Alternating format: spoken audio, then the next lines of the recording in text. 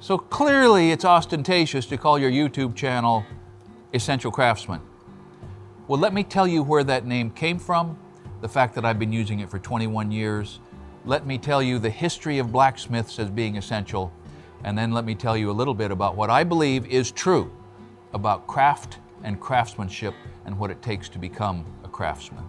21 years ago, when Bill Vian gave me the contents of a railroad roundhouse blacksmith shop, and I started learning how to forge things, and I met Cy Swan and we started receiving commissions to make things for people's homes, I thought, I gotta market this. What am I gonna call this business? Deer Creek Forge, Cascade Forge, what am I gonna call it? Am I gonna call it Roseburg Architectural Ironwork and Design? What am I gonna call it? Because I had a sense that people would be intrigued or drawn to or find a blacksmith making architectural ironwork, at least partly based on the name of his business, the name of his forge, the name of his shop. So I started asking my friends. I asked Ken Jordan, what should I call this? And he and Elena on a trip wrote down 150 possible names. And of course, Cy was weighing in because Cy and I were partnering on projects. I was learning from him. He was using my strength and experience in construction. And one day I thought, you know, imitation is the sincerest form of flattery. And I had become aware of a business in Eugene, Oregon called Archive Designs. Now that's quite a name. If you go to their website, they make the most beautiful things, an emphasis on copper. They made a copper bathtub for Barbra Streisand. And as I was thinking, wow, I would like to have a business like that, I began to think about their name. 2 words, Archive Designs. Seemingly unrelated and yet complementary and marketable. And so I began to think about what is blacksmithing. And I knew enough about blacksmithing then to have learned the story of St. Christopher, the patron saint of blacksmiths. I've told that story once and I'll tell it again here in a minute. I had learned that the blacksmith was essential to every other trade. And I knew that I was drawn to craftsman style architecture. Hand forging ironwork sort of can produce things that are compatible with a craftsman aesthetic. And one day the light blinked on. I'm going to call this little ironwork business Essential Craftsman. And I told Cy, and he said, well, that's dumb. It doesn't say anything about blacksmithing. Well, that's true, and it kind of let the wind out of my sail a little bit because I knew enough to listen closely to Mr. Swan. And then he soon after had a conversation with a potential client in Idaho about a railing or something. And she said, well, what's the name of your business? He said, well, Essential Craftsman. She said, what a great name. Well, that changed his mind a little bit, and I was already committed, and so Essential Craftsman it is. And Nate made a video, I don't know, maybe 15 years ago now to market our architectural ironwork to the world under Essential Craftsman. So there it was. The name felt right. I felt like I was heading into a marketing direction, and I mean, we're going to talk about that. But first, the thing that I had learned from Mark Asbury, what a blacksmith, about the blacksmith as the essential craftsman. The story was instructive to me then, and it might be instructive to you, just so you'll know that that was a big part of not only how I thought of this name, but of why I'm so compelled by blacksmithing, even if the channel doesn't have as much now blacksmithing as it used to. So there was a king, and his kingdom was prospering.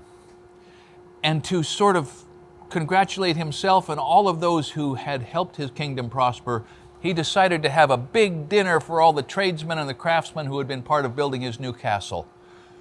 And so he sent out the invitations to every person who had worked on and made the things. The carpenter, the weaver, the blacksmith, the mason, all the rest, anyone who had a part in creating the castle that was now the seat of his power was invited. And so the day came, and they all came in, and he seated them in the banquet hall, in no particular order, with an empty chair at his right hand. And as the dinner was served, he began to ask them, Mr. Stonemason, because it's stone everywhere, and gargoyles, and the flying buttresses, and the towers, and the crenellations, and Mr. Stonemason, you work in stone, don't you? Yes, I do, Your Majesty. And did you do the stonework on this, my castle, including it? Yes, Your Majesty, we hewed from the earth every block, and we shaped it to every size, and we hauled it here, and we placed it, and we polished, and we smoothed, and yes, all of the rocks are the workmanship of my hands. Oh, it's beautiful. Thank you so much. And what kind of tool? Do you use tools? Oh, yes, Your Majesty. We have hammers and chisels and saws and trowels and all manner of tools for shaping. Oh, okay. Well, where do you get your tools? Well, the blacksmith makes them. Oh, okay. Thank you for what you've done. And he proceeds around the table. The carpenter. Mr. Carpenter, have you done the woodwork in here? Well, yes, Your Majesty. All of the beams, all of the rafters, all of the roof sheeting, the wood in the drawbridge, the table at which we sit, Your Majesty.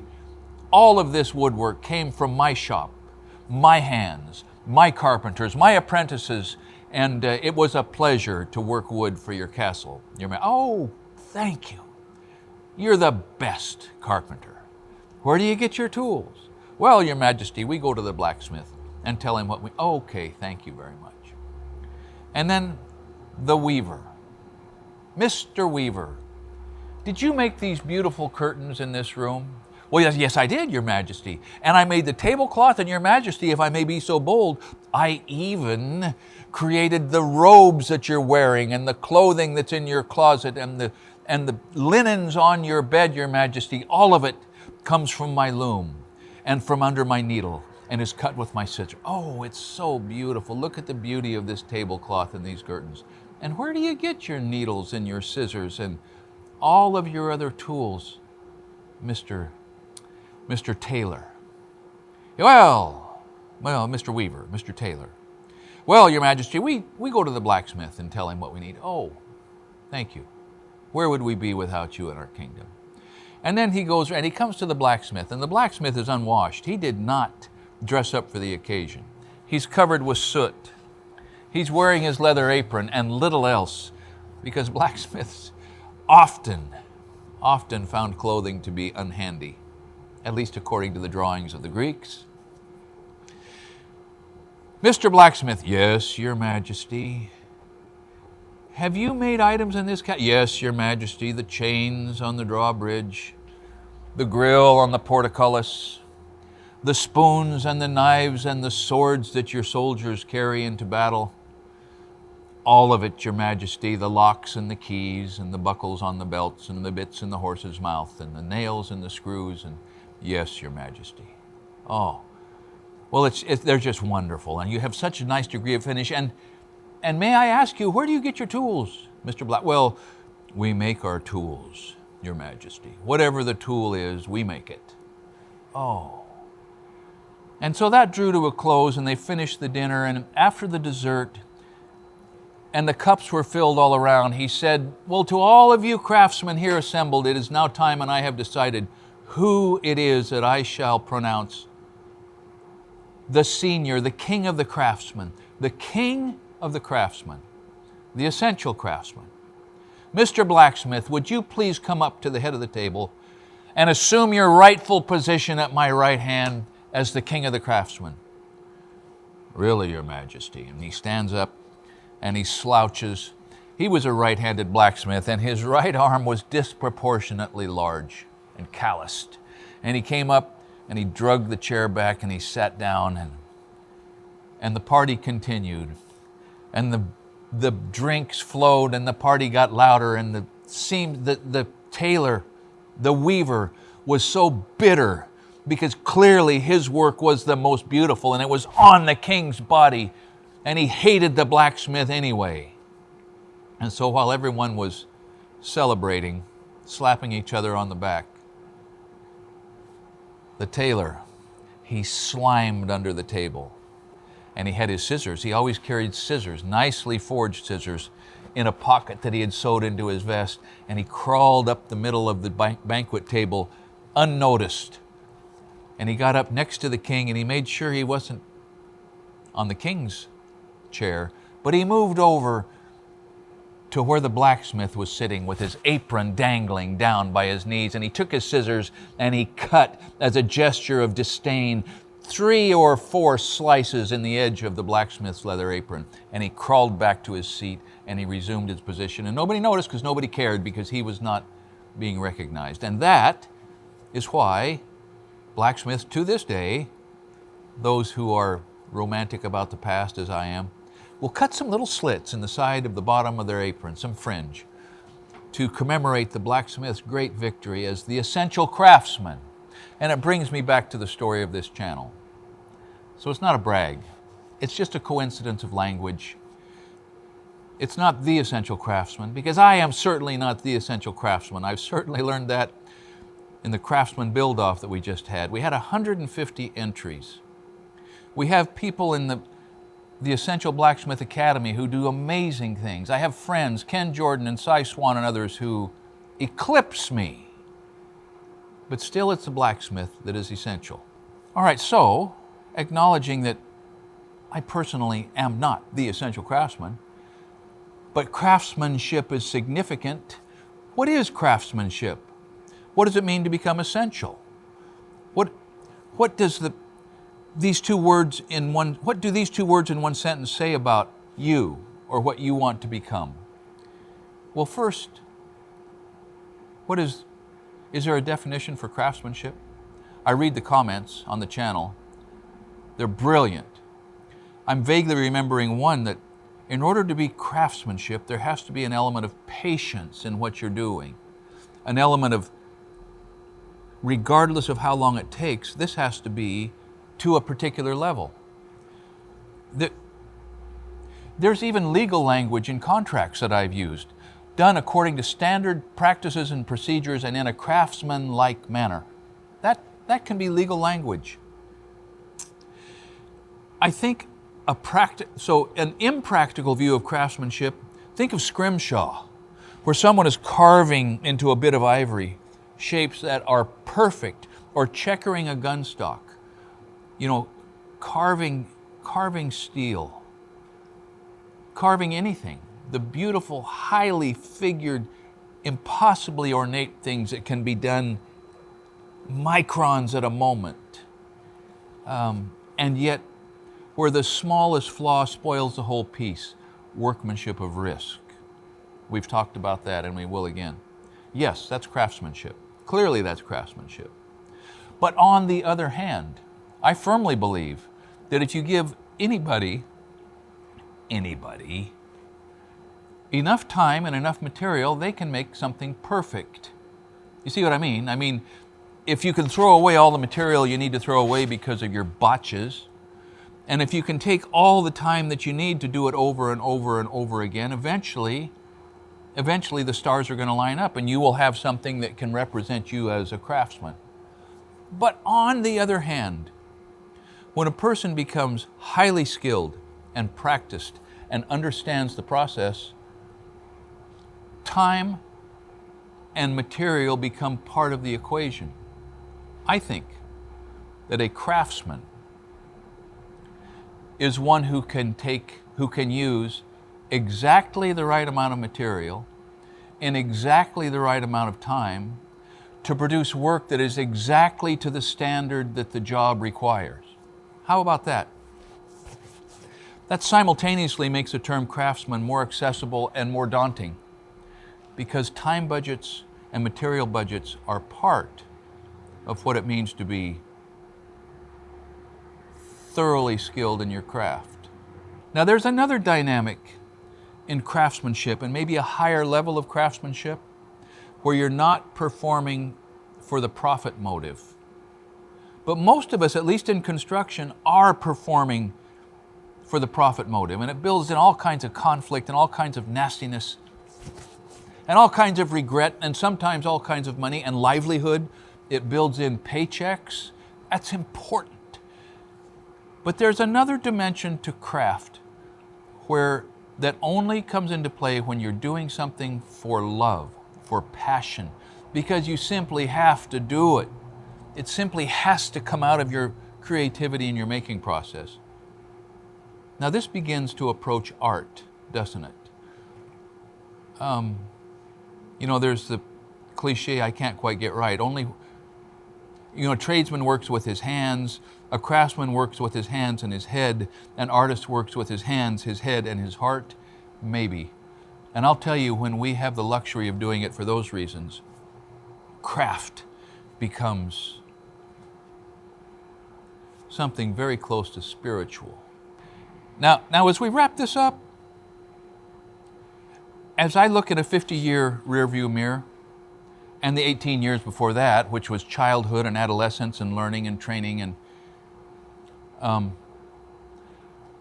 one of the biggest realities of my life, and I infer of most, if not every other life, is that when you start something, you have an idea of what it's going to be and where it's going to take you. And after it has taken you where it's going to take you, you realize, I wasn't even close. I find myself in a completely different situation now than that decision to let out the clutch on this trip was intended to take me to. That everything starts out in one way and then will morph as we make our choices and take the forks in the road that present. It's always going to morph into something different. Usually, I believe, into something better. Always into something that gives you opportunities to learn things you either never intended or never wanted to learn. And so if you're starting your journey into craftsmanship, if craft, if trade, if working with your hands for your livelihood appeals to you, and it appeals to a lot of us, understand this, that 10 or 20 or 50 years from now, you're going to find yourself in a different place than where you think you are going. And that's okay. Find the right woman to take with you. It's so much better to get there one flesh with someone who completes you. I hope that one of the overarching messages of this channel is when you get to where life is going to take you, if you're there with your family, and if that is where the real craftsmanship of your life has been dedicated, then it's going to be joy. It's going to be joy tinged with sorrow, because life is always tinged with sorrow. Sometimes more than we can manage, but the outcome will still be sweet if we keep track of the prime directives of doing unto others as we would have others do unto us, of remaining open to learn, of not closing our heart and our doors and our checkbook to the other,